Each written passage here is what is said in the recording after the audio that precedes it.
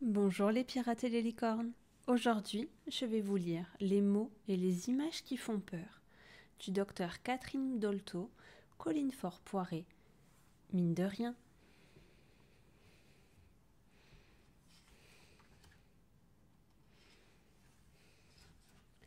Il y a parfois des événements très graves qui font peur à tout le monde, aux grandes personnes comme aux enfants. Les attentats, les guerres, les catastrophes. Dans ces moments-là, on a tous besoin de se sentir en sécurité et d'être avec les autres pour partager l'inquiétude.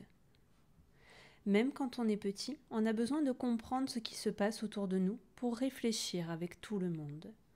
Pour penser, il faut des mots. Pour chacun, il y a des mots qui rassurent et d'autres qui font peur. L'important, c'est de les comprendre pour pouvoir les dire.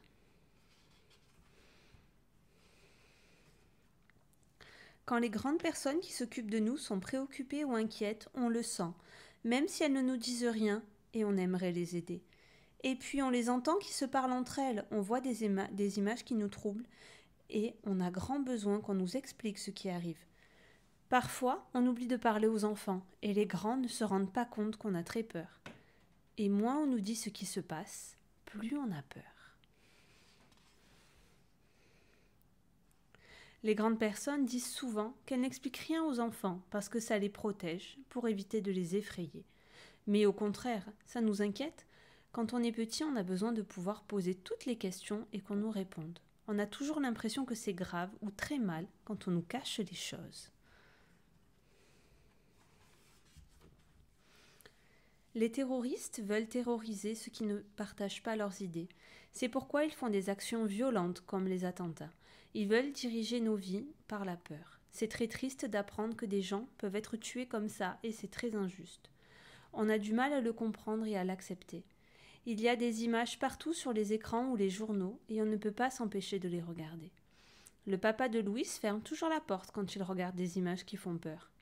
Louis est un peu en colère, mais il sent aussi que ça le protège.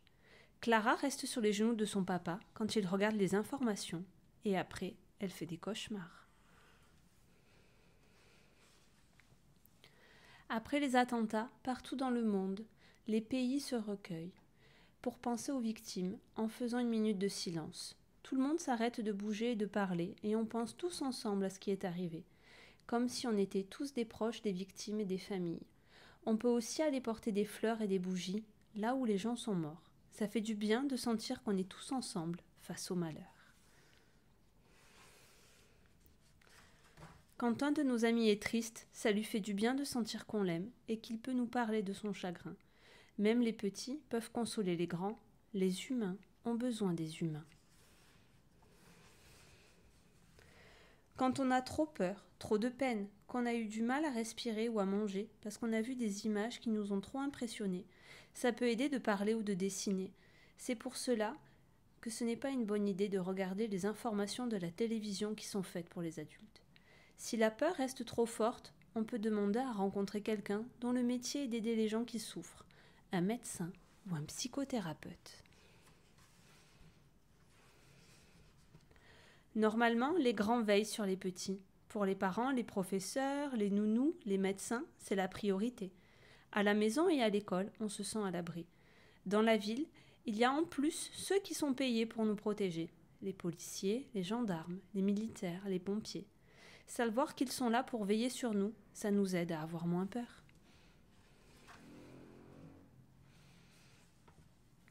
Dans les périodes difficiles, c'est rassurant de savoir qui nous accompagne à l'école, qui viendra nous chercher, ce qu'on va faire dans les moments libres et avec qui. Attendre quelqu'un qui ne vient pas nous chercher à l'heure, c'est inquiétant. Et ça fait du bien de parler de tout ce qui ne va pas dans notre cœur, avec les grandes personnes qui s'occupent de nous. Avec chacune, on dit des choses différentes, parce qu'elles sont différentes. Il y a des mots qui font peur, des mots qui consolent et des mots qui rassemblent. Les grands parlent de liberté, égalité, fraternité. C'est la devise de la France. C'est bien de comprendre ce que ces mots veulent dire, parce qu'ils nous réunissent. Et c'est ce que les terroristes veulent empêcher, qu'on soit réunis ensemble autour des mêmes idées. Savoir que tout le monde est libre de penser, de dire ce qu'il veut sans faire de mal aux autres, c'est la liberté. Savoir que tout le monde a les mêmes droits, c'est l'égalité. Sentir qu'on est proches les uns des autres, qu'on s'entraide, qu'on se sent comme des frères et des sœurs, c'est la fraternité. Pour nous rassurer après un grand choc, il y a aussi la beauté. Regarder ou écouter quelque chose de beau, ça rend meilleur. Il y a aussi la tendresse qui adoucit tout, et le rire qui aide toujours.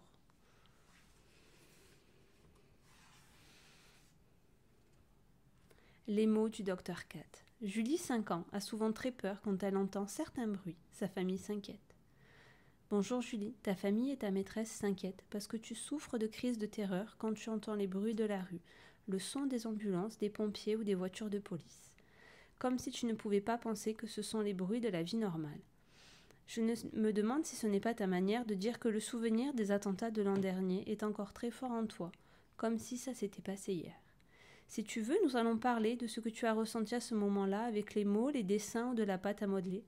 Nous allons peut-être trouver ce qui reste caché dans ton cœur, de ces grandes émotions. Et même si on ne comprend pas tout, venir me parler, ça t'aidera sûrement. Tu es d'accord ?